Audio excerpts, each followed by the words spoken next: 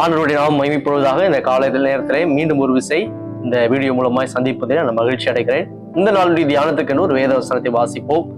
நீதிமொழிகளின் புத்தகம் 4வது அதிகாரம் 23வது வசனம். எல்லா காவலோடும் உன் இருதயத்தை காத்துக்கொள், அதனிடத்தில் இருந்து ஜீவ ஊற்று புறப்படும்.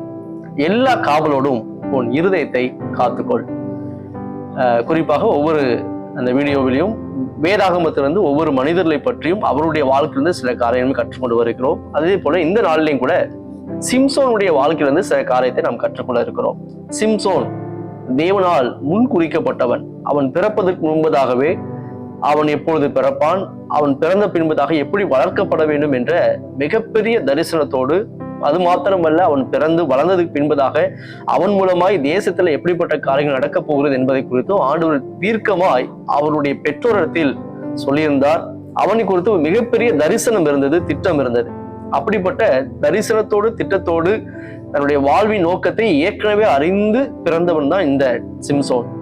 ஆனா அவனுடைய வாழ்க்கையிலே அவன் வளர்ந்து வரும்போது தேவ திட்டத்தை அறிந்தவனாய் இருந்தும் தேவனுடைய பலத்தை பெற்று அநேக காரியங்கள் செய்தவனாய் இருந்தும் அவன் கர்த்தருக்கு காத்திருக்காமல், அது மாத்திரமல்ல தன்னுடைய இருதயத்தை காத்து கொள்ளாமல் போனதனால் அவனுடைய முடிவு மிகவும் மோசமா இருந்தது. முக்கியமாக 2 காரியங்களை சொல்ல விரும்புகிறேன். ஆங்கிலத்தில் சொல்ல வேண்டும் என்றால் ஸ்ட்ரென்த் வித்தவுட் செல்ஃப் கண்ட்ரோல் அவனுக்குள்ளாக இருந்தது. அவனுக்குள்ள ஏராளமான பலன் இருந்தது, ஆனால் அவனுக்குள்ள சுய கட்டுப்பாடு இல்லை. இதுவே அவனுடைய வீழ்ச்சிக்கு முக்கியமான காரணம். 2வது முக்கியமான காரணம் என்னவென்று சொன்னால், அவனுக்குள்ளாக ஸ்ட்ரென்த் இருந்தது, பலம் இருந்தது, ஆனால் ஞானம் இல்லை.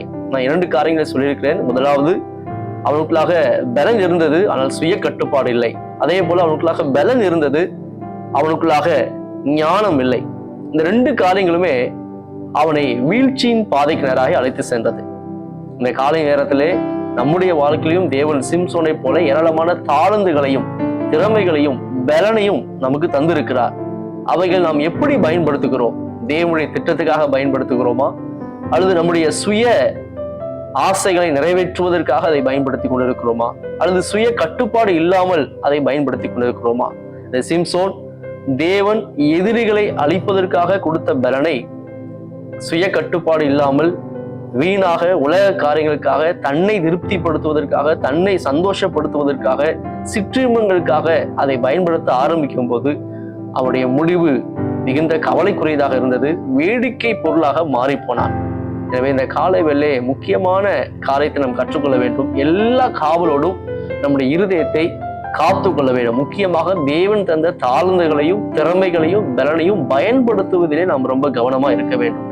நம்முடைய சுய புகழ்ச்சிக்காகவோ புகழுக்காகவோ நம்முடைய பெருமைக்காகவோ அதை பயன்படுத்தாமல் நமக்கு இருக்கிற எல்லா திறமைகளையும் தாளந்துகளையும் தேவனை மகிமைப்படுத்தும் காரியங்களுக்காக மாத்திரம் பயன்படுத்துவோம் என்று சொன்னால் நிச்சயமாக அந்த தாளந்துகள் பெருகும், தேவ திட்டம் நம் மூலமாய் நிறைவேறும். ஆனால் அதை விட்டுவிட்டு சுய கட்டுப்பாடு இல்லாமல் அல்லது தேவ ஞானத்தை சார்ந்து கொள்ளாமல் அந்த பலனை நாம் பயன்படுத்துவோம் என்று சொன்னால் சீக்கிரத்திலே அது நம்முடைய பலன் எல்லாம் பலவீனமாய் மாறும். நாம் வீழ்ந்து போவதற்கு அதுவே காரணமாய் விடும். இந்த காலை நேரத்திலே முக்கியமான ஒரு தீர்மானம் எடுப்போம். ஆண்டவரே, நீ என்ன திறமை கொடுத்தாலும், என்ன தாளந்துகளை கொடுத்தாலும், என்ன பலனை கொடுத்தாலும் அது உம்முடைய நாம மகிமைக்கென்று பயன்படுத்த, உம்முடைய சித்தத்தை நிறைவேற்ற பயன்படுத்த என்னை அர்ப்பணிக்கிற ஆண்டவரே சொல்லி அர்ப்பணிப்போம். சுய கட்டுப்பாடோடு எல்லா காவலோடும் நம்முடைய இருதயத்தை காத்துக்கொள்ள ஞானமாய் செயல்பட தேவன் நமக்கு கிருபை தருவாராக. கர்த்தர் உங்களை ஆசீர்வதிப்பார். God plus.